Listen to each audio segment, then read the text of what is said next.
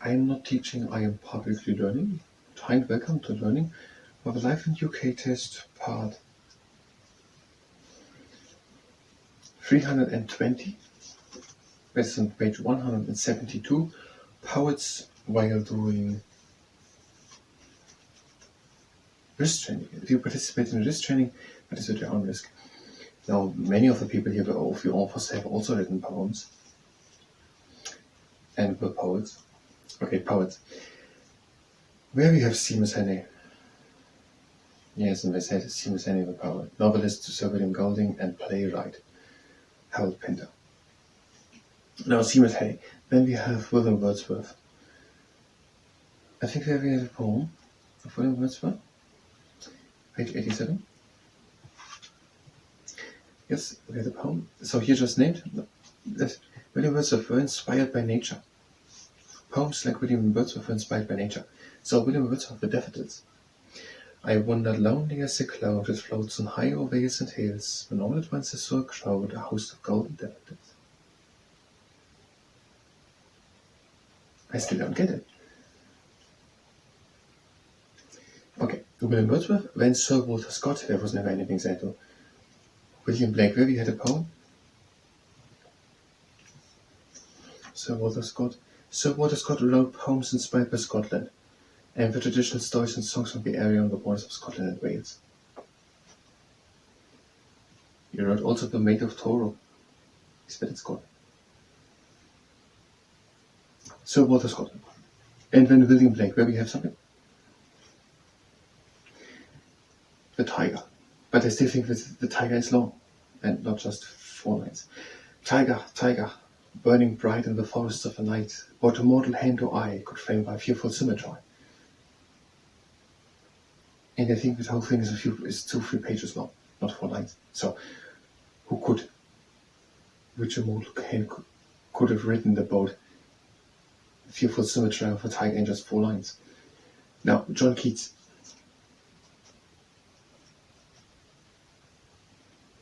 That was also nothing. Nothing. Very popular in the 19th century. Was poetry popular. Lord Byron, also nothing. There was a poem. She walks in beauty. She walks in beauty, like the night of cloudless climes and starry skies, and all that's best of dark and bright meet in her aspect and her eyes.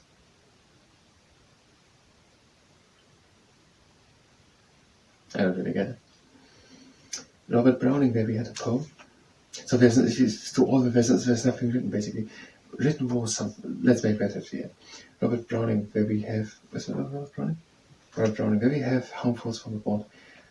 Oh, to be in England now that April's fair, and whoever walks in England sees some morning unaware that the lowest boughs and the brushwood sheaf round the elm tree bowl are in tiny leaf, while the chaffinch sings on the orchard bough in England.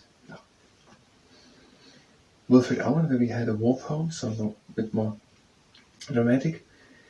What passing bells for these who die as cattle, only the monstrous anger of the guns, only the stuttering rifles' rapid rattle can patter out their hasty orisons. Then we had Siegfried's song. There was nothing said to it, apart that it was a bit more recently. No, it was not. He was also a war poet. Okay, Siegfried's song. Sir Walter de la Mare, John Masefield, and Sir John Betjeman a bit more recently, and also Tatiana. This is all here. Popular poets. More recently, popular poets have included Sir Walter de la Mare, John Masefield, Sir John Betjeman, and Ted Hutchins.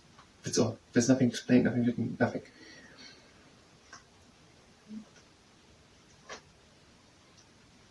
Okay, what did we have said to some singular poems? So first off, there's the poem Beowulf, which is an Anglo-Saxon poem which is still translated into modern English. And what I understand from the sentence is that people are every day looking, hey, there's a poem and I'm going to translate it.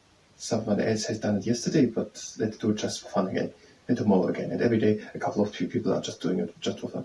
This is what I'm getting from the sentence, is still translated. Whatever, there's the poem Beowulf. From the Anglo-Saxon time, in the Canterbury Tales, but of Chaucer, Middle Ages, and then also a poem called Stook of Wine and Green Night, about King Arthur and the knights. Sugar, Wine and the Green Knight. And to Shakespeare we had that he wrote many songs. He's best known for his sonnets, the part of his plays. He wrote many sonnets, around 150. And sonnet has to have 14 lines. Then here was John Milton, who wrote, for example, Paradise Lost. I thought it had just a few lines, Paradise Lost, but when I saw it on multiple books, it's a few hundred pages long. Paradise Lost, and that was about, as Protestant ideas spread, a number of poets wrote poems inspired by their religious views. For example, John Milton in Paradise Lost. Then you had William Wordsworth, who was inspired by nature, Sir Walter Scott, who was inspired by Scotland, and traditional stories and songs from the area on the border of Scotland and England. And he also wrote novels, many of which were set in Scotland. Many poets, for example, Wilfrid and Sigurd Sasson, had written about the experience in the First World War. But for the poets, if you purchased here for the poets, yes, I know what I said, because I assume that you're doing all these 400 parts. You can go directly on to the next part, 421, the monarchy. The monarchy? I found it already a little bit disappointing that we did not have a picture of the royal family. And now we're having just 3 people here. The next part, the monarchy. We're going to do now the wrist training, and if you participate in the wrist training, that is at your own risk. We're having the legs standing a bit more wider apart. We're having the arms next to us, hands pumped to fists. And we're doing the spotlight. We're going slowly down with the fists and slowly up again. And again down. And up. And we have 3 rules. The first rule is that we're stopping immediately as soon as we feel pain. The second rule is that we're going only here as far as we can go with a little bit of effort. And the third one is that we're not overdoing it. You can take a break at any moment. And we're going on. And the next exercise, the flashlight. Again, fists, but not to the inside, to the outside. You can take a break at any moment. I'm going to announce 3-4 exercises which you can skip. We have quite a lot of exercise. We just want to strengthen all there, not to exhaust them. We've got tendons, wrists, joints, bones, ligaments, capsules, and to the inside. Next exercise for the magician. Flat hands next to us, and bring to the inside, hands, and to the outside.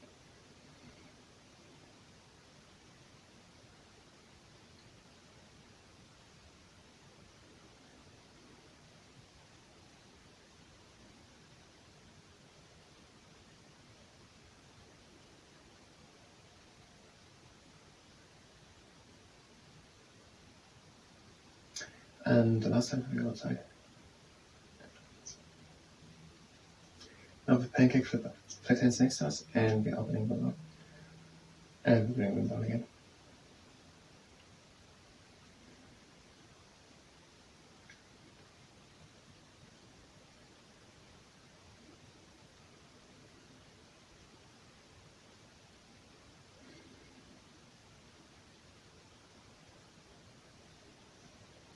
Last one. Now with quadrangular castle architect, both hands out, form to fists, and we bring them to the inside. To the outside. And now to the outside. And to the inside. And now back down. To the outside. Up. To the inside. And you can skip this exercise, the crab, anxious to a fever. Hand next to us, form to a fist, and we're bringing it down, and we're pressing against.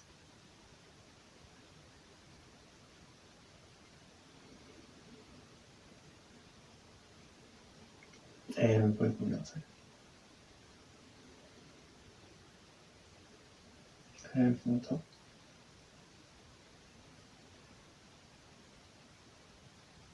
And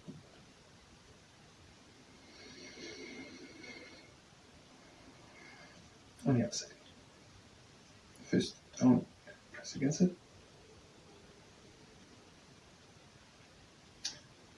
Pull a bit.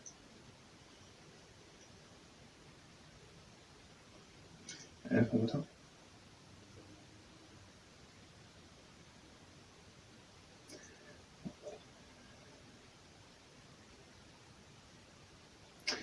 And the next exercise, let's do the recording of a castle. Okay, both hands. We had the T-Rex in the morning, flat hands down.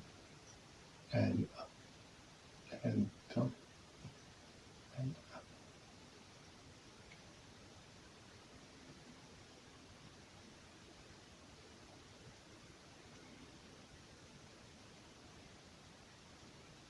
And last time up. Now the T-Rex in the gym. If you don't have a tennis ball, you can do it without one. Just make a strong fist, or now you press on the tennis ball with moderate force. Release again and press again. Release and press again. Switch over to the other side and press again. Release and press. Release and press. That's it. Now, cautious big bang. The fingertips of one hand on top of fingernails of the other hand. Press a little bit. Open. Open. And switch. Open. And close.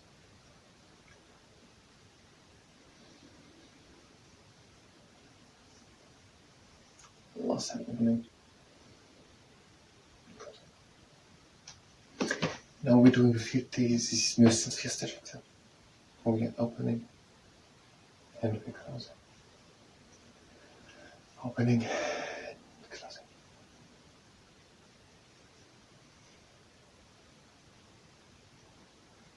Last time.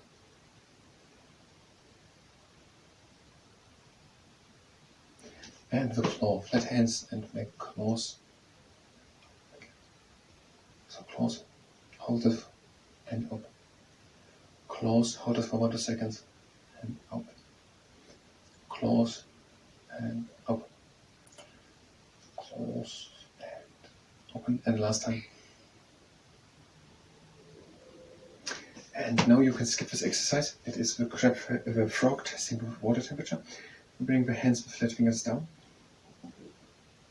and up a strong fist. Again down. Flat fingers and up, strong fist. Again down, flat fingers, up, strong fists. Last time, down, flat fingers, up, strong fists. And the basketball bridge, both hands like that, and bend the middle knuckles. Now again. Bend the middle knuckles and open again. Last time. And next exercise, you can skip it again. Fists, strong fists, into flexion. And long out, extension, flat finger. In, flexion, strong fists. Out, extension, flat fingers. In, extension, flat fists. Out, extension, split fingers. Last one. In, flexion, strong fists. Out, extension, flat fingers. And the ice axe, flat hand, bend at the knuckles and press on top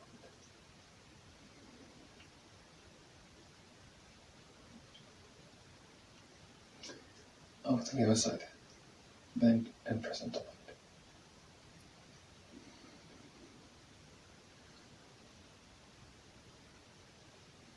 Last exercise for unfolding rocket boosters. Long arms, strong fists to the inside of the flexion, to the outside extension, flat fingers. Inside flexion, strong fists, outside extension, flat fingers. Inside flexion, strong fists, outside extension, fingers bent.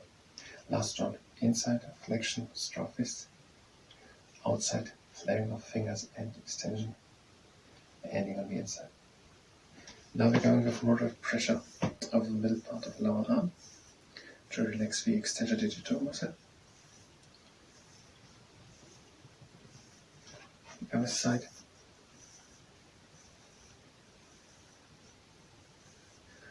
Thank you very much, and until next time.